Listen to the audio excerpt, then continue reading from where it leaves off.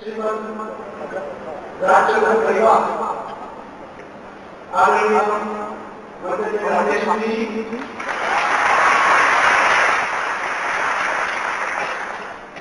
ગુજરાતના રાજ્યપાલ આદરણીય ઓમપ્રકાશ કોહલીજી ડેપ્યુટી ચીફ મિનિસ્ટર શ્રી માનનીય મોદીભાઈ પટેલ પૂર્વ મુખ્યમંત્રી માનનીય આનંદભાઈ પટેલ સૌ આગેવાનો સાબરમતી આશ્રમના ચેરમેન માનનીય ઉપસ્થિત ભાઈઓ આજે સાબરમતી આશ્રમ તે જ્યાંથી સ્વરાજ ભારતીના પ્રેરણા સ્ત્રોત અને સમગ્ર ભારતને દુનિયાને જેમને હિંસા સત્યનો માર્ગ દેખાડ્યો પૂજ્ય મહાત્મા ગાંધી એમની કર્મભૂમિ એ સાબરમતી આશ્રમના 100 વર્ષની ઉજવણી અને શ્રીમદ રાજચંદ્ર જે પૂજ્ય મહાત્મા ગાંધીના આધારિત ધર્મો હતા એમની 100 વર્ષની ઉજવણી સંગમ અને એ પણ આદરણીય વડાપ્રધાન નરેન્દ્રભાઈ મોદીની ઉપસ્થિતિમાં આજે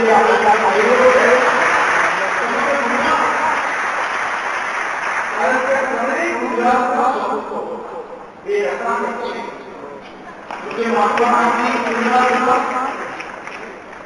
શ્રીમદ રાજચંદ્ર ગુજરાતના અને આદરણીય નરેન્દ્રભાઈ ગુજરાતના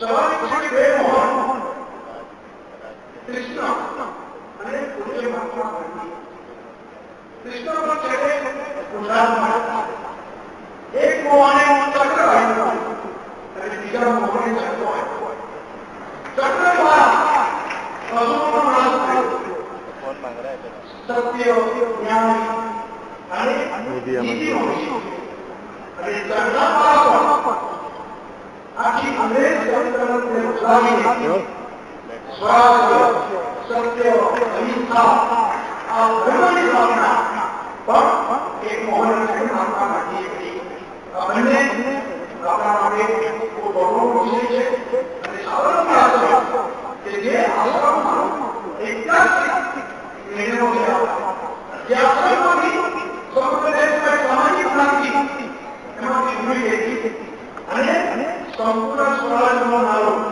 કે જ્યાં સુધી સંપૂર્ણ સ્વરાજ ત્યાં સુધી પાછો નહીં આવે જ્યાં સમાજના કલ્યાણ માટે છેવાડાના માનવી ગરીબનો ઉત્કર્ષ સમાજમાં કુરિવાજો એ દૂર થાય અને સમાજ એક ખરા અર્થમાં સ્વસ્થ સમાજ સમૃદ્ધ સમાજ બને એ પૂજ્ય મહાત્મા ગાંધીએ આ આશ્રમમાં અનેક કાર્યક્રમો કરી અને એક ભારતમાં નવી જેહાદ જગાવી હતી.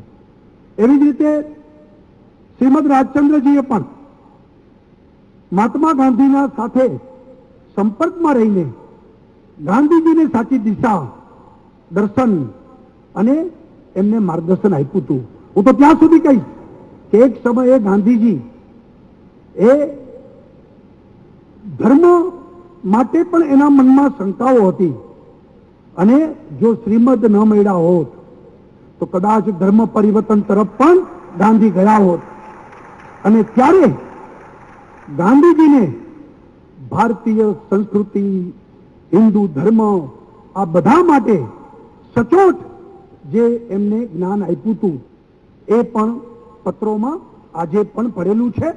અને એવા આધ્યાત્મિક ગુરુ કે જેમને એમ કહેવાય કે એવી ચેતના એમનામાં હતી કે મોક્ષ અને ઈશ્વરની પ્રાપ્તિ એ એવા શ્રીમદ રાજચંદ્ર અર્વાચીન મોક્ષ પ્રાપ્તિના એ આપણા માટે એક ખૂબ ગૌરવની લાગણી થાય અને એમને ખરા અર્થમાં ટૂંકા જીવનમાં પણ ધર્મ અંગે મોક્ષ અંગે સમાજને માર્ગદર્શન આપ્યું.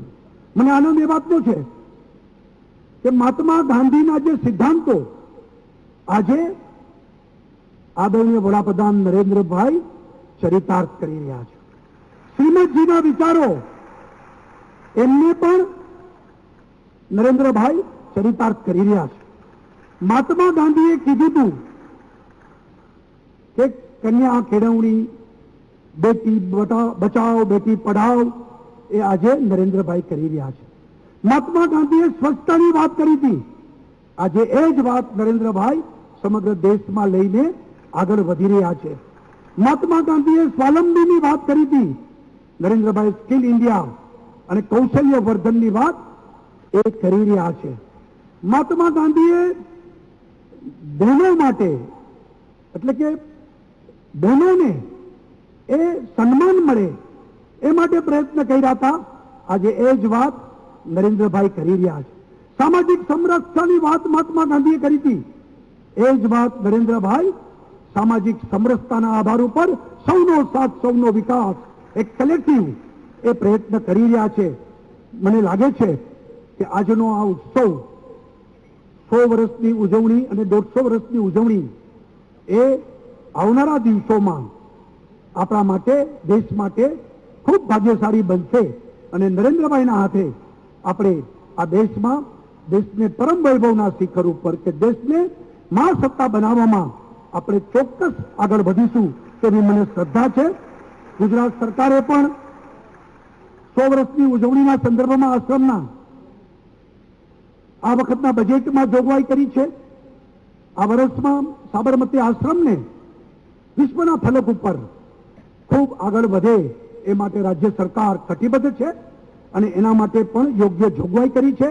મહાત્મા ગાંધીના જન્મસ્થળ પોરબંદર ખાતે પણ ડેવલપમેન્ટ થાય અને વિશ્વ સ્તર ઉપર પોરબંદર ચમકે એ માટે પણ બજેટમાં પૂરતી જોગવાઈઓ કરી છે અને આપણે સૌ મહાત્મા ગાંધીનું ગુજરાત, શ્રીમદ રાજચંદ્રનું ગુજરાત અને આપણા નરેન્દ્રભાઈનું ગુજરાત એને આપણે 10 દિશાઓમાં આગળ વધારીએ એ જ પ્રાર્થના સાથે પૂજ્ય મહાત્મા ગાંધીજીને ચરણોમાં વંદન કરું છું.